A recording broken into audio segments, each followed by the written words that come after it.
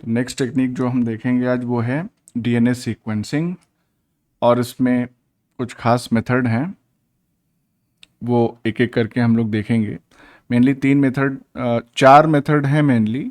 एक chain termination method जो अभी देखेंगे, उसके बाद फिर केमिकल डिग्रेडेशन मेथड है जिसको मैक्सम गिलबर्ट सीक्वेंसिंग भी कहते हैं। इसके बाद पायरो सीक्वेंसिंग है और नेक्स्ट जनरेशन सीक्वेंसिंग है। तो उसमें से तीन हम लोग आज देखेंगे, नेक्स्ट जेन कल देखेंगे। तो चेन टर्मिनेशन मेथड क्या है ये देखते हैं। सबसे पहली बात यह है कि चेन टर्मिनेशन मेथड को हम सैंगर सीक्वेंसिंग मेथड भी कहते हैं, क्योंकि इसको डेवलप किसने किया था? फ्रेडरिक सैंगर एंड कॉलीग्स ने 1977। कहाँ पे? University of Cambridge, London. इसमें बेसिकली क्या प्रिंसिपल है? इसमें प्रिंसिपल है कि इन विट्रो डीएनए की सिंथेसिस करते हैं, और जैसे जैसे सिंथेसिस होती जाती है वैसे वैसे हमको सीक्वेंस का पता लगता चला जाता है। तो बेसिक प्रिंसिपल इसका क्या है? Principle and biochemistry of DNA replication. तो नेचुरल जो इनहेरेंट कैपेबिलिटी डीएनए मॉलिक्यूल की है उसको किस तरीके से इफेक्टिवली यूटिलाइज किया गया है, ये हम देखेंगे। अब देखिए, इन विट्रो डीएनए सिंथेसिस के दौरान रिक्वायरमेंट क्या क्या है ये हमको पहले से ही मालूम है। एक प्राइमर चाहिए, एंजाइम चाहिए, एक टेम्पलेट चाहिए जिस पे ये प्राइमर एक्सटेंड होगा, डीएनटीपीस चाहिए चारों टाइप के। तो इस तरीके से ये डीएनए पॉलीमरेज जो है वो सिंथेसिस को कंप्लीट करेगा।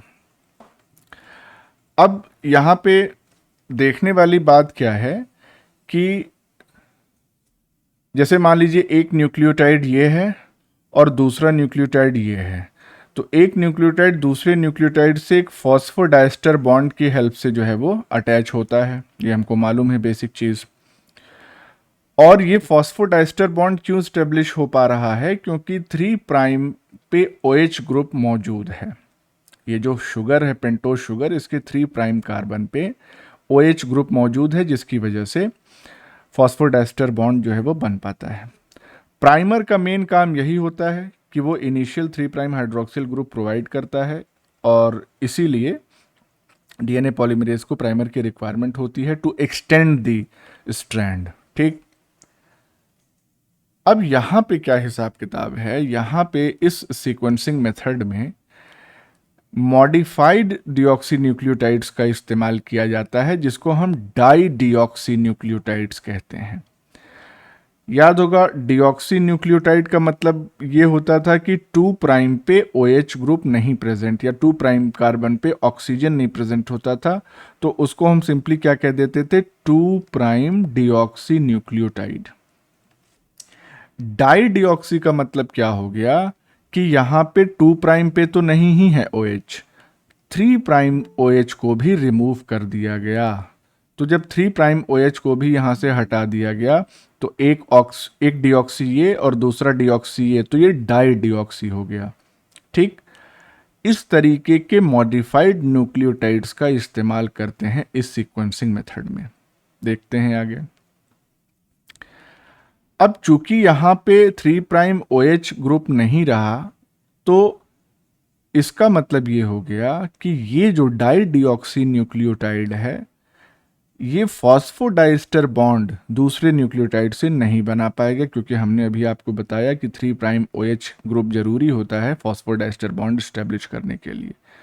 तो इसका मतलब ये हो गया कि अगर कहीं पे डीएनए सिंथेसिस हो रही है, तो स्ट्रैंड जैसे जैसे आगे बढ़ रहा है, यहाँ पे DNTP, फिर अगला DNTP, और अगर अगला आ गया, इसको कलर चेंज कर दें, अगला आ गया DDNTP, यानी कि डाई डिऑक्सी न्यूक्लियोटाइड ट्राइफॉस्फेट, तो इसके बाद कोई और न्यूक्लियोटाइड इस चेन में ऐड नहीं हो पाएगा, क्योंकि इसके पास 3 प्राइम OH ग्रुप नहीं है। तो there will be no formation of further phosphodiester bond. तो इसी पॉइंट पे जो चेन ये बनती चली जा रही थी वो टर्मिनेट हो जाएगी, स्टॉप हो जाएगी। इसीलिए इसको क्या कहते हैं? This method is also known as, Sanger sequencing method को हम चेन टर्मिनेशन मेथड भी कहते हैं, या सिंपली इसको डाई डिऑक्सी डीएनए सीक्वेंसिंग भी कहते हैं। तो ये बात समझ में आ गई। इसी का मेन इस्तेमाल हम सेंगर ने इस टेक्निक में किया था। अब देखते हैं आगे कि कैसे सीक्वेंसिंग पता करते हैं हम। इसमें 4 अलग अलग रिएक्शन ट्यूब्स लेते हैं, 1 2 3 4 इसकी लेबलिंग कर दी हमने। इन सभी चारों ट्यूब्स में जो कॉमन रिएक्शन कंपोनेंट्स होते हैं वो कौन कौन से होते हैं?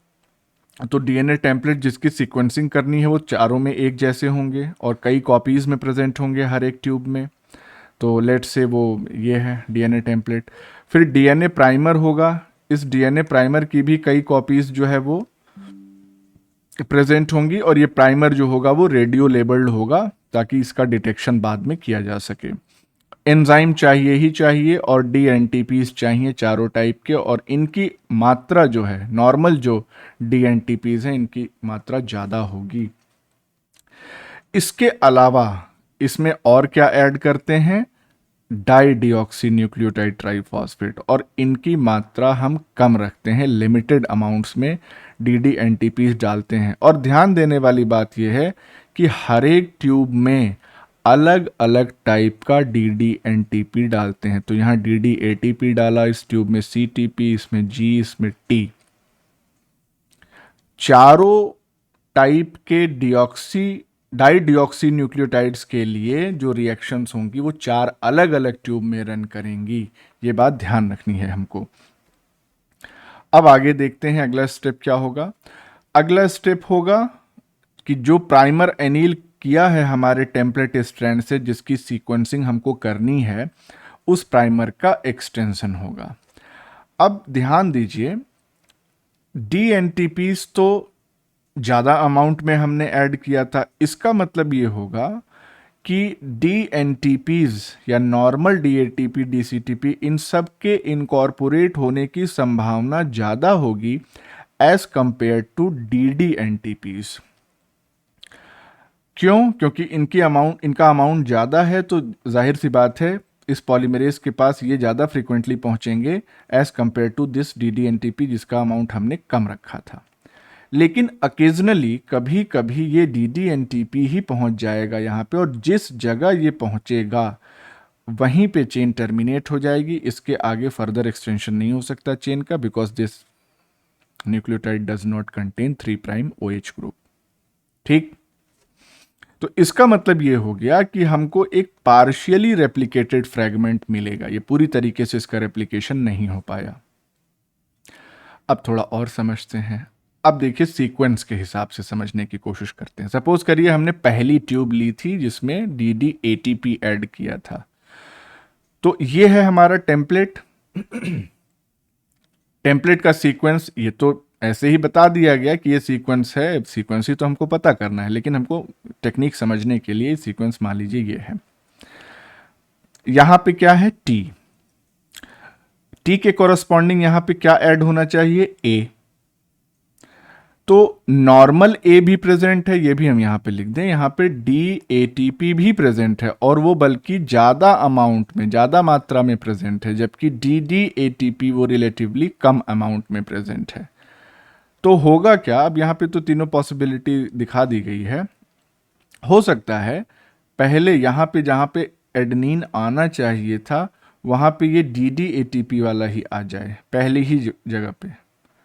दूसरे केस में क्या होगा कि पहली जगह पे नॉर्मल आया और दूसरे पोजीशन पे ये डाइडिऑक्सी वाला आ गया। तीसरी कंडीशन क्या हो सकती है कि यहाँ भी नॉर्मल वाला आ रहा है, यहाँ भी नॉर्मल वाला आ रहा है, और तीसरी लोकेशन, तीसरी पोजीशन पे डी वाला डाइडिऑक्सी एटीपी आ गया। तो इस तरीके से हमको, अब जैसे ही ये डाइडिऑक्सी वाला आएगा इसके आगे चेन बढ़ेगी नहीं, सेकंड पोजीशन पे आएगा तो सेकंड के आगे चेन नहीं बढ़ेगी, थर्ड पे आएगा तो थर्ड के आगे चेन नहीं बढ़ेगी। तो उसी टेम्पलेट डीएनए के कॉरस्पॉन्डिंग हमको अलग अलग साइज के फ्रैगमेंट्स डीएनए के मिल जाएंगे।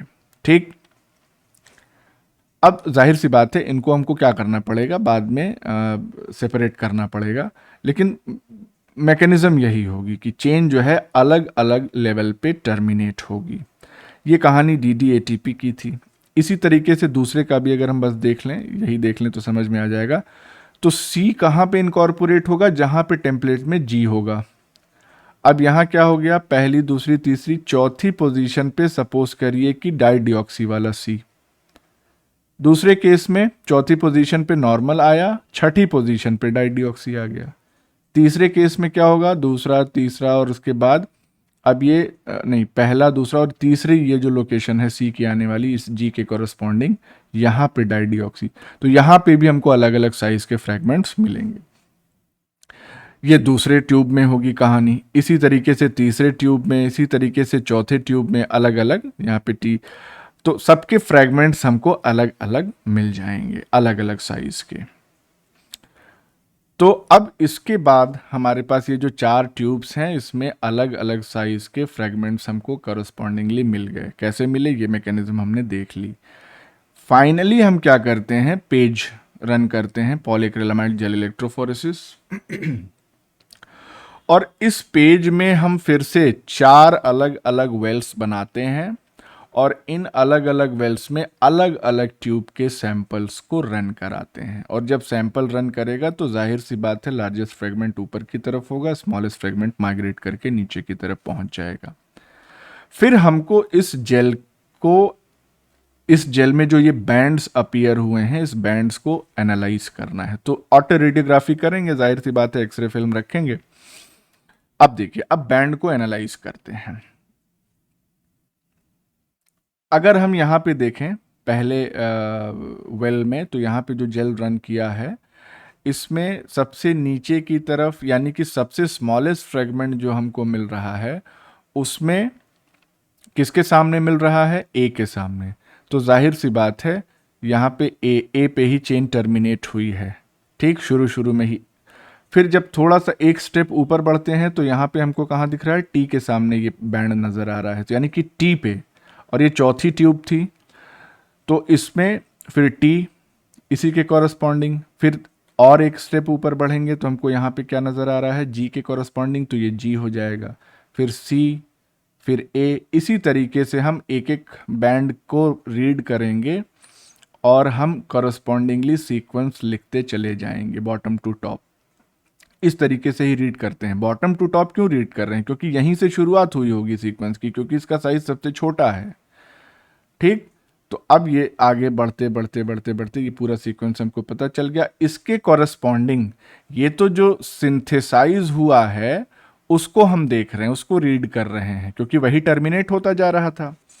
इसके कॉरस्पॉन्डिंग जो टेम्पलेट स्ट्रैंड होगा उसका हम निकाल लेंगे बड़ी आसानी से। सी के सामने जी होगा, टी के ए, इस तरीके से पूरा सीक्वेंस हमको पता चल जाएगा। This will be our original template strand.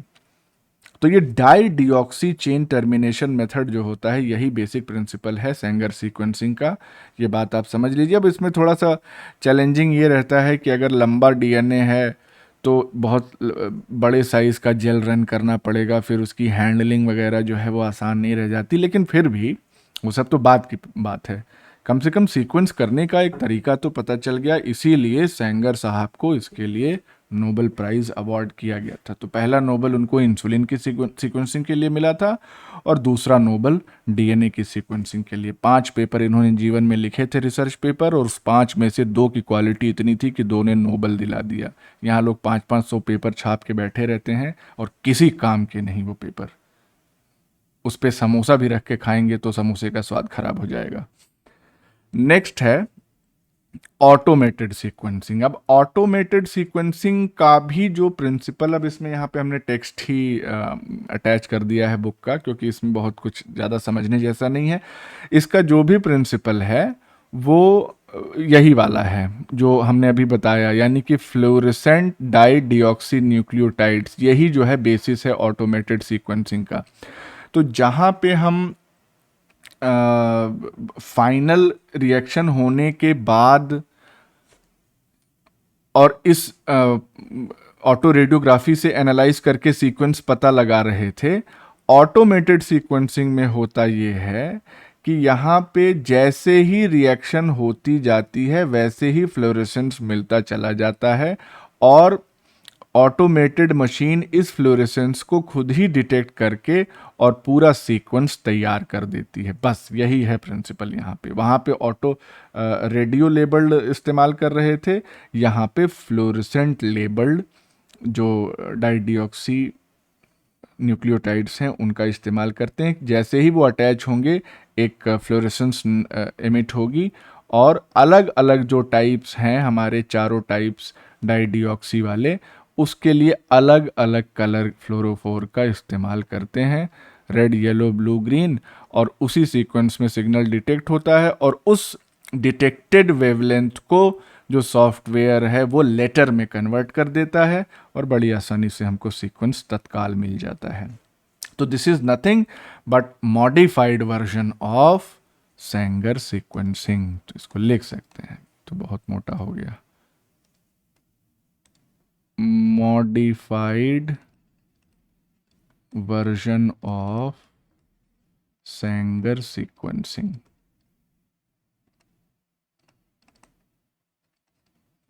तो इसको आप एक बार रीड कर सकते हैं, बाकी जो हमने बताया प्रिंसिपल वही है, सिमिलर। अब हम बात करते हैं मैक्सम गिलबर्ट या chemical degradation method of DNA sequencing की। तो चलिए इसको हम समझने की कोशिश करते हैं। अब देखिए इसमें मैक्सम गिलबर्ट मेथड में क्या होता है कि यहाँ पे 4 अलग अलग साइट्स पे क्लीवेज जो है वो किया जाता है। क्लीवेज कहाँ कहाँ किया जाता है?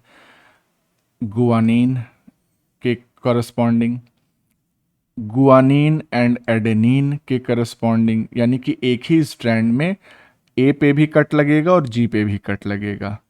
फिर तीसरा जो उसमें प्रोसीजर है, उसमें जहां जहां साइटोसिन होंगे वहां वहां पे कट लगेगा। और चौथा जो है उसमें साइटोसिन और थाइमीन का एक साथ कट लगेगा। जहां साइटोसिन इस चेन में होंगे वहां भी कट लग जाएगा और जहां थाइमीन होंगे वहां पे भी कट लग जाएगा। तो आप इसको चेन टर्मिनेशन मेथड जैसा ही समझिए। वहां पे हो क्या रहा था कि वहां डीएनए का पॉलीमराइजेशन जब हो रहा था या रेप्लिकेशन जब हो रहा था तो उस दौरान चेन टर्मिनेट हो रही थी। यहाँ पे स्पेसिफिक केमिकल्स का यूज करके और अलग अलग लोकेशन पे कट लगाया जाता है। हमको फाइनली फ्रेगमेंट्स उसी तरीके से मिलेंगे, थोड़ा सा डिफरेंस होगा क्योंकि यहाँ जी और ए साथ में आ रहा है, यहाँ सी और टी साथ में आ रहा है, तो थोड़ा सा रीडिंग ऑफ जो बैंड्स है वो अलग तरीके से होगी। बाकी ऑलमोस्ट सिमिलर प्रिंसिपल है और लगभग उसी समय ये टेक्निक भी डिवाइस की गई थी मैक्सम और गिलबर्ट के द्वारा 1977 में ही, जब सेंगर ने चेन टर्मिनेशन मेथड दिया था। तो आइए इसको थोड़ा सा डिटेल में समझने की कोशिश करते हैं। सबसे पहला स्टेप यहाँ पे क्या होता है केमिकल डिग्रेडेशन में? Radio labelling of the DNA. तो रेडियो लेबलिंग करते कैसे हैं? ये जो 5 प्राइम इन पे फॉस्फेट ग्रुप अटैच्ड है, इसको एल्केलाइन फॉस्फेटेज एंजाइम की हेल्प से रिमूव कर देते हैं। तो ये नॉर्मल फॉस्फेट 5 प्राइम एंड से रिमूव हो गया। और एक चीज और ध्यान रखिएगा कि जो टेम्पलेट डीएनए या जो भी डीएनए जिसकी सीक्वेंसिंग करनी है, it has to be present in single stranded form, तभी हाइब्रिडाइजेशन होगा आगे के स्टेप्स में। तो हमने क्या किया? 5 प्राइम से फॉस्फेट को रिमूव कर दिया बाय दिस एंजाइम। और फिर क्या करेंगे? अब यहां पे OH ग्रुप बचा। अब हम रेडियो लेबल्ड एटीपी का इस्तेमाल करेंगे और एंजाइम यूज होगा पॉलीन्यूक्लियोटाइड काइनेज। ये क्या करेगा? 5 प्राइम एंड को फिर से फॉस्फोराइलेट करेगा। सोर्स क्या होगा फॉस्फेट ग्रुप का? ATP, which is already radio labelled, यानी कि P32 से लेबलिंग एटीपी की गई है। तो नेक्स्ट स्टेप में क्या हो जाएगा? ये P32 या रेडियो लेबल्ड फॉस्फेट जो है वो इनकॉर्पोरेट हो जाएगा। अब ये हमारा जो डीएनए है ये रेडियो एक्टिवली लेबल्ड हो गया। फिर अब सीक्वेंस जो ऑब्टेन्ड होंगे, यानी केमिकल ट्रीटमेंट के बाद उसकी रीडिंग जो है 5 प्राइम टू 3 प्राइम डायरेक्शन में ही हम करेंगे, जैसा वहां पे कर रहे थे चेन टर्मिनेशन मेथड में। तो सेकंड स्टेप में क्या करेंगे? जो हमारा डीएनए है उसकी क्लीवेज करेंगे स्पेसिफिक बेसिस पे, और स्पेसिफिक बेस पे क्लीवेज करने के लिए स्पेसिफिक केमिकल्स का इस्तेमाल किया जाता है। और जैसे कि यहाँ पे भी 4 ट्यूब्स ली जाती हैं। तो पहली ट्यूब में जी का क्लीवेज करेंगे, दूसरी ट्यूब में जी और ए जहाँ जहाँ होगा उसका क्लीवेज, फिर तीसरी में सी का क्लीवेज, और चौथी ट्यूब में सी और टी जहाँ जहाँ पे होंगे उनका क्लीवेज होगा। अब क्लीवेज एट जी साइट पे क्लीवेज कैसे होता है? तो सपोज करिए ये हमारा डीएनए है, जी साइट ये है, तो गुआनीन जो है वो उसको, ये हम मेथड कल भी बता चुके हैं, गुआनीन को डाइमिथाइल सल्फेट की हेल्प से पहले मिथाइलेट किया जाता है, और मिथाइलेट जब हो जाता है तो हॉट पाइपरिडीन 90 डिग्री सेल्सियस का पाइपरिडीन उसमें जब ऐड करते हैं तो मिथाइलेटेड गुआनीन जहाँ जहाँ पे होता है वहाँ पे वो कट लगा देता है।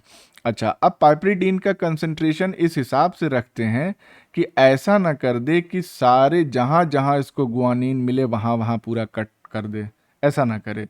एक डीएनए फ्रेगमेंट में सिंगल बेस पे ही कट लगाए, इस तरीके से कंसंट्रेशन जो है वो हॉट पाइपरिडीन का मॉनिटर करके और तब डालते हैं। तो मान लीजिए अब यहाँ पे इसने कट लगा दिया इस पॉइंट पे, तो ये जी और बाकी का सेगमेंट जो है ये अलग मिल गया हमको। फिर यहाँ पे सी साइट पे कैसे क्लीवेज करते हैं ये समझते हैं। ये ट्यूब 2 की कहानी है। तो यहाँ पे दो जगह पे सी आया है मान लीजिए, तो यहाँ पे हम ऐड करते हैं hydrazine in presence of 1.5 molar NaCl। ये थोड़ा सा याद रखना पड़ेगा क्योंकि स्पेसिफिक केमिकल्स हैं। और यहाँ पे भी फिर हॉट पाइपरिडीन का इस्तेमाल करते हैं, तो हाइड्रोजन से एक तरीके की लेबलिंग हो जाती है साइटोसिन की, और पाइपरिडीन जो है लेबल्ड को कट करता है, मॉडिफाइड बेस को कट करता है। तो यहाँ पहली जगह कट किया तो ये हमको ये नीचे वाला फ्रेगमेंट मिल गया, दूसरे साइड पे कट किया तो हमको ये ऊपर बड़ा वाला फ्रेगमेंट मिल गया, और उसी के कॉरस्पॉन्डिंग यहाँ पे कट होगा तो ये वाला हिस्सा यहाँ ये मिल गया, और यहाँ पे कट लगेगा तो बीच में एक सी तो हमको मिलेगा ही, तो ये बीच में सी मिल रहा है। तो इस तरीके से फ्रेगमेंट्स जनरेट हो गए। सिमिलरली जब सी और टी दोनों एक साथ कट होंगे, यहाँ पे देखिए दो सी है और एक टी है, तो यहाँ पे भी हाइड्रोजीन का इस्तेमाल करेंगे लेकिन NaCl का इस्तेमाल उसके साथ नहीं करेंगे, और बाकी पाइपरिडीन चल ही रहा है। तो यहाँ पे सी पे जब कट लगेगा पहले वाले पे तो ये फ्रेगमेंट मिला, दूसरे वाले सी पे जब कट लगेगा तो हमको ये वाला फ्रेगमेंट मिला, टी पे जब कट लगा तो हमको ये बड़ा वाला फ्रेगमेंट मिल गया, और उसी के कॉरस्पॉन्डिंग हमको छोटे टी के इधर वाला, सी के इधर वाला ये मिल गया, और इस सी के इधर वाला फ्रेगमेंट ये बड़ा। तो इसी तरीके से हमको अलग अलग फ्रेगमेंट्स मिल जाएंगे। ये ट्यूब 3 की कहानी है। और फिर हमारे पास चौथी ट्यूब है, यहाँ देखिए 3 ही लिखा हुआ है, ट्यूब 4 है ये। तो ये ट्यूब 4 हो गया, और यहाँ पे जी और ए की एक साथ क्लीवेज कर रहे हैं, तो यहाँ पे फॉर्मिक एसिड का इस्तेमाल करते हैं, बाकी पाइपरिडीन चल ही रहा है। तो यहाँ भी सीक्वेंस उसी तरीके से, फ्रेगमेंट्स उसी तरीके से मिलेंगे। पहले पे कट करेंगे तो ये मिला, जी पे कट लगाएगा तो ये फ्रेगमेंट, और इस वाले ए पे तो ये बड़ा वाला फ्रेगमेंट, और उसी के कॉरस्पॉन्डिंग बाकी 3 फ्रेगमेंट्स हमको इधर मिल गए। ठीक, अब ये फ्रेगमेंट्स हमको मिल गए, अब इन फ्रेगमेंट्स का सेपरेशन करना है हमको। थर्ड स्टेप ये है सेपरेशन। ये जो सारे अलग अलग ट्यूब में हमको फ्रेगमेंट्स मिले हैं, इनको कैसे फ्रेगमेंट करेंगे, फिर वही सेपरेट कैसे करेंगे, पॉलीएक्रिलामाइड जेल इलेक्ट्रोफोरेसिस का इस्तेमाल करेंगे। और यहाँ पे जो जो फ्रेगमेंट रेडियो एक्टिवली लेबल्ड हमने किया था, एक्सरे फिल्म से जब एक्सपोज करेंगे, ऑटो रेडियोग्राफी जब करेंगे, तो जो एक्सपोज फ्रेगमेंट्स हैं वही हमको नज़र आएंगे, बाकी तो नहीं दिखेंगे। तो भले यहाँ पे जेल इलेक्ट्रोफोरेसिस में हम देख रहे हैं कि बहुत सारे फ्रेगमेंट्स मौजूद हैं, लेकिन एक्सरे फिल्म पे हमको वही बैंड्स नज़र आएंगे जो रेडियो एक्टिवली लेबल्ड थे। अब इस एक्सरे फिल्म को ही या फोटोग्राफिक फिल्म को ही हम एनालाइज करेंगे। तो कैसे सीक्वेंसिंग करते हैं ये समझ लेते हैं। जैसे मान लीजिए कि यहाँ पे भी सबसे नीचे से ही पढ़ना शुरू करेंगे सीक्वेंस को। तो यहाँ पे क्या हिसाब किताब है, अगर आप ध्यान से देखें, ये तो खैर सेकंड नंबर सीक्वेंस दिखा रहा है, हम पहले सीक्वेंस की बात करें, यानी कि सी कैसे आया, पहली पोजीशन पे सी कैसे आया ये देखते हैं।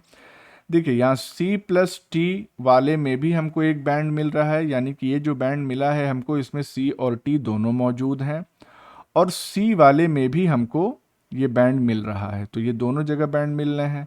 इसका मतलब कि इन दोनों में C कॉमन है।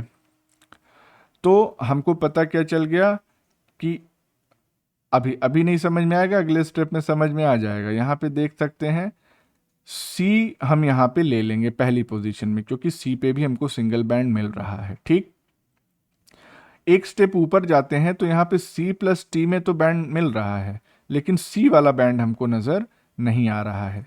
तो इसका मतलब ये हो गया कि यहाँ पे T मौजूद होगा सेकंड लोकेशन पे, सेकंड पोजीशन पे। अब अगर थर्ड पोजीशन की बात करें हम, तो गेस करिए अगर आप, तो यहाँ पे G प्लस A पे तो बैंड मिल रहा है, लेकिन G पे बैंड हमको नहीं मिल रहा है।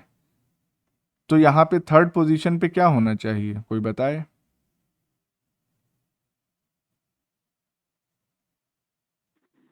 ए। हाँ, क्योंकि अगर यहाँ पे G पे बैंड मिल रहा होता तो यहाँ पे G हो जाता, तो यहाँ पे तीसरी पोजीशन पे A हो जाएगा। इसी तरीके से हम रीड करते जाएंगे सीक्वेंस को। तो नीचे अगर हम देखें तो हाँ, ये तीसरी पोजीशन पे A मिल गया। ऐसे ही पूरी सीक्वेंस रीड करेंगे हम।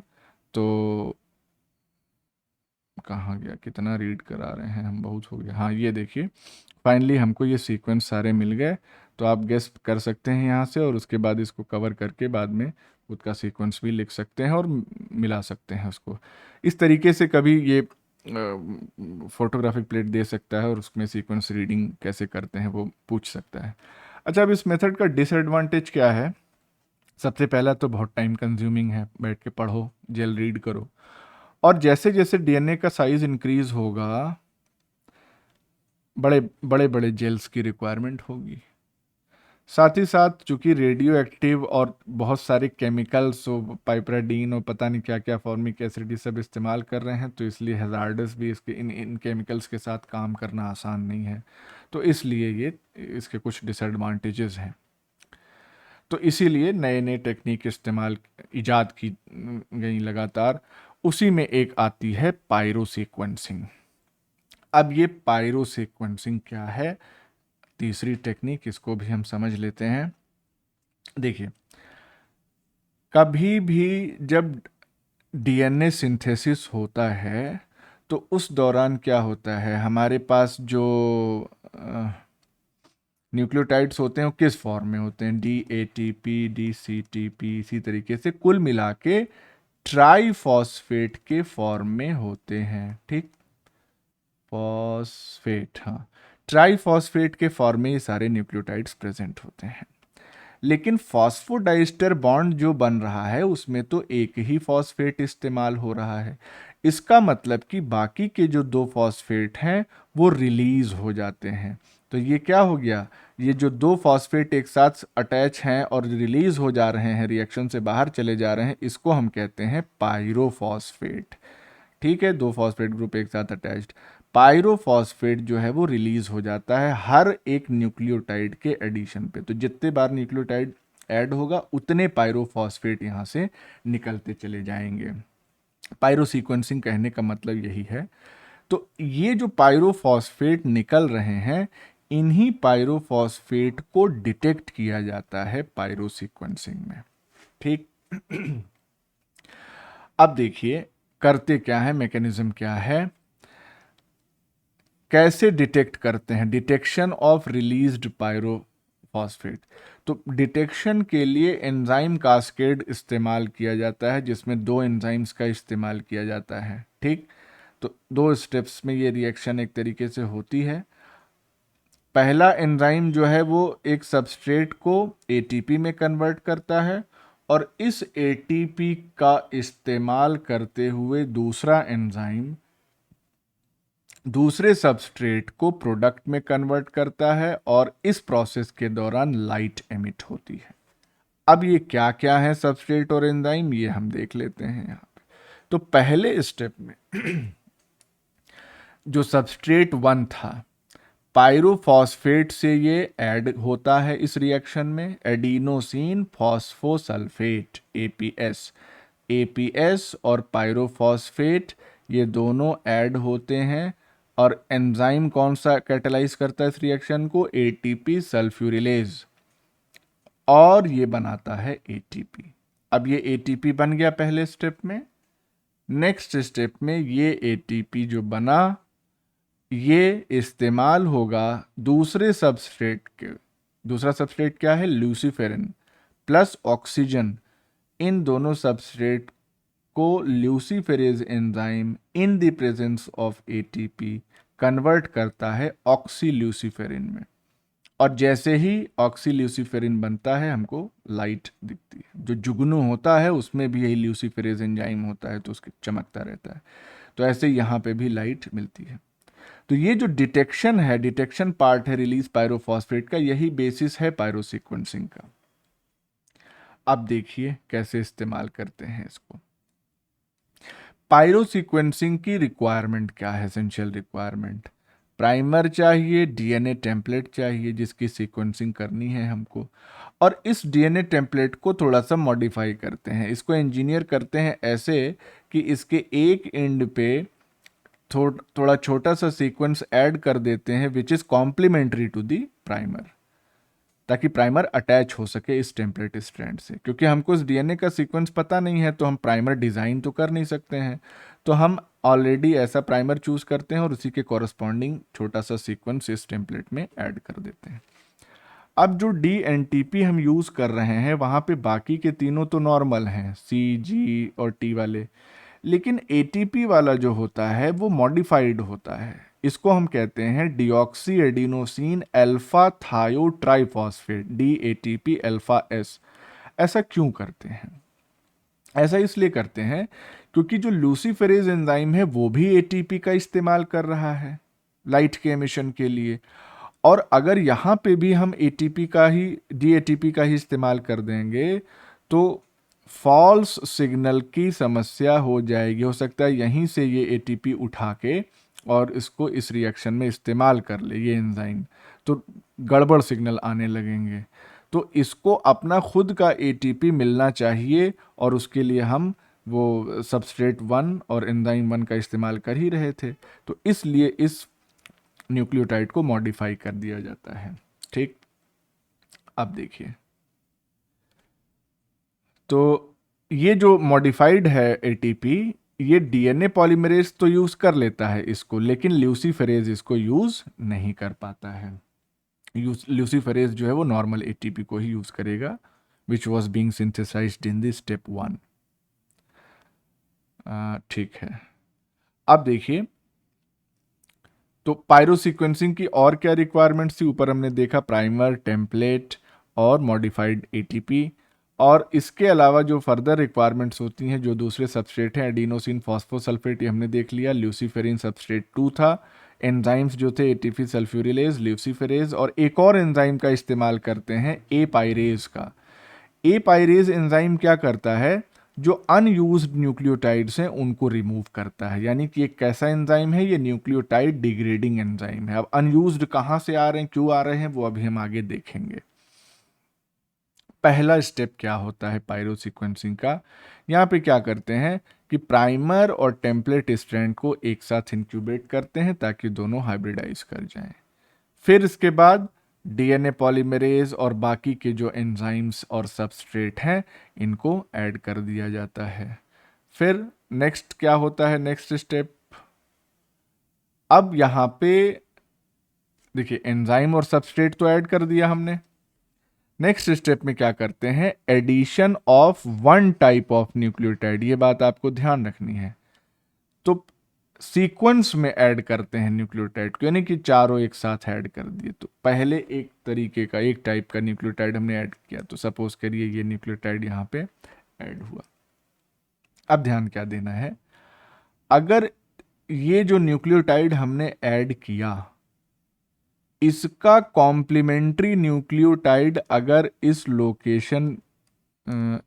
लोकेशन पे मौजूद होगा, तभी ये न्यूक्लियोटाइड आके यहाँ पे प्राइमर को एक्सटेंड करेगा। तो अगर हम मान लीजिए इसको हम क्या कह दें, इसको हम C कह दें, तो यहाँ पे क्या होना चाहिए? G। तो अगर यहाँ पे G होगा तभी ये C आके यहाँ पे बाइंड कर पाएगा। इन अदर केस क्या होगा? बाकी के तीन जो है वो यहाँ पे आके बाइंड नहीं करेंगे, लेकिन रिएक्शन मिक्सचर में तो आ गए वो बाकी के तीन, तो अब उन तीनों को वहां से हटाना पड़ेगा। तो हटाने के लिए ही ए पायरेज एंजाइम का हम इस्तेमाल करते हैं which is a nucleotide degrading enzyme. तो हर स्टेप में ऐसे ही करते हैं। फिर एक टाइप का न्यूक्लियोटाइड, फिर अगर वो ऐड हो गया तो जैसे ही ऐड होगा क्या होगा, लाइट का एमिशन होगा विच विल बी डिटेक्टेड। नहीं ऐड होगा तो हमको पता चल जाएगा कि हाँ भैया वहाँ पे जी नहीं मौजूद है। अगर ये सी यहाँ ऐड नहीं हुआ तो हमको पता चल जाएगा कि जी नहीं मौजूद है, तो फिर दूसरा न्यूक्लियोटाइड डालेंगे, टी डालेंगे, वो अगर ऐड हो गया तो पता चल जाएगा हाँ यहाँ जी नहीं ए है। ठीक, तो इसी तरीके से सीक्वेंस में अलग अलग चारों न्यूक्लियोटाइड को डालते चले जाते हैं। जो जो ऐड होता जाता है उसका सिग्नल हर बार लाइट निकलेगी और फिर सिग्नल डिटेक्ट। क्यों लाइट ये क्यों निकल रही है? क्योंकि जैसे ही न्यूक्लियोटाइड ऐड होगा एक पायरोफॉस्फेट रिलीज होगा, और ये पायरोफॉस्फेट जो है वो रिएक्शन को, जो दूसरी स्टेप 1 स्टेप 2 वाली रिएक्शन थी उसको कैटेलाइज, वो मतलब कंटिन्यू करा देगा, लाइट निकल जाएगी। जैसे ही लाइट निकलेगी हमको पता चल जाए, हमको ये तो पता है ना हमने कौन सा डीएनटीपी डाला है, तो उसी का कॉरस्पॉन्डिंग या उसी का कॉम्प्लीमेंट्री जो है वो सीक्वेंस में होगा। तो ऐसे करके हम पढ़ते जाते हैं सीक्वेंस को। तो अगर जो डीएनटीपी हमने डाला वो इनकॉर्पोरेट नहीं हुआ नए स्ट्रैंड में तो क्या होगा, कोई पायरोफॉस्फेट नहीं रिलीज होगा, कोई लाइट एमिशन नहीं होगी, और उसको फिर ए पायरेज से डिग्रेड कर दिया जाएगा। ठीक, तो इस तरीके से सीक्वेंस में हम इसको रीड कर सकते हैं। अब जैसे यहाँ पे कैसे पायरो सीक्वेंस को रीड करते हैं वो देख लेते हैं थोड़ा सा। तो सपोज करिए नीचे वाला जो है हमारा टेम्पलेट स्ट्रैंड है जिसका हमको सीक्वेंस पता करना है। हमने क्या डाला, D A T P alpha S, light नहीं आई नेगेटिव, तो इसका मतलब कि वहाँ पे टी तो नहीं रहा होगा इस वाले में। जब डी सी टी पी डाला लाइट आ गई, तो इसका मतलब सी का कॉम्प्लीमेंट्री वहां पे मौजूद होगा, तो ये जी है ही है। डी जी टी पी डाला तो लाइट नहीं आई, इसका मतलब कि सी नहीं होगा दूसरा वाला। डी टी टी पी डाला तो यहाँ पे प्लस यानी कि दूसरा वाला ए होगा, तो ये ए यहाँ पे दिख रहा है। ऐसे ही डिटेक्ट होता जाता है। अब यहाँ पे अगर आप ध्यान, एक सेकेंड, ये हाँ इसको हाईलाइट करते हैं। यहाँ पे अगर आप ध्यान दें तो यहाँ पे बढ़ा हुआ यानी लाइट इंटेंसिटी यहाँ पे बहुत ज़्यादा मिल रही है। नॉर्मल केस में जो मिल रही थी 1 टाइम, वो यहाँ पे 3 टाइम ज़्यादा इंटेंस लाइट मिल रही। इसका मतलब क्या हो गया कि जब हमने DGTP डाला तो ज़्यादा DGTP यानी कि ज़्यादा पायरोफॉस्फेट रिलीज हुए, जिसकी वजह से ज़्यादा इंटेंसिटी लाइट की एमिट हुई। तो जितने टाइम्स ज़्यादा होगा इसका मतलब उसी सीक्वेंस के रेपिटेशंस ज़्यादा होंगे, तो 3G ऐड होंगे तो जाहिर सी बात है सीक्वेंस में 3C मौजूद होगा। तो इससे लाइट की इंटेंसिटी भी पता करके और फिर सीक्वेंस नंबर भी पता कर लिया जाता है। तो यहाँ पे आप देख सकते हैं कि amount of light generated is proportional to number of nucleotides that are incorporated, और फिर उसका कॉम्प्लीमेंट्री जो होगा वो हम आसानी से पता लगा लेंगे। तो इस तरीके से यहाँ सीक्वेंस इसका कर लेते हैं। ठीक, ए ए जी जी जो ऐड हो रहा है उसका सीक्वेंस ये हमको पता चल गया, तो उसका corresponding sequence graphically represent basically किया जाता है। यहाँ जिस सीक्वेंस में हम न्यूक्लियोटाइड्स ऐड कर रहे हैं वो दिखाया जा रहा है एक्स एक्सिस में, वाई एक्सिस पे लाइट इंटेंसिटी दिखाई जा रही है, और जैसे जैसे लाइट इमिट होती है वैसे वैसे यहाँ पे पीक्स दिखते हैं। तो यहाँ पे देखिए नॉर्मल पीक दिख रहे हैं, यहाँ जी जी जी जहाँ पे आया था वहाँ पे बढ़ा हुआ पीक दिख रहा है। तो उसी के कॉरस्पॉन्डिंग ये सीक्वेंसेस जो है वो ऑटोमेटेड एक तरीके से ये भी प्रोसेस होती है, ये नज़र आती है हमको। और इसका कॉम्प्लीमेंट्री जब हम बनाएंगे तो हमको टेम्पलेट स्ट्रैंड का सीक्वेंस पता चल जाएगा। सॉफ्टवेयर कर देता है, हमको बनाने की ज़रूरत नहीं पड़ती है। तो इस तरीके से ये पायरो सीक्वेंसिंग के ये सारे स्टेप्स जो है वो एक साथ हो गए। So this was all about DNA sequencing. Next generation sequencing हम लोग कल देखेंगे।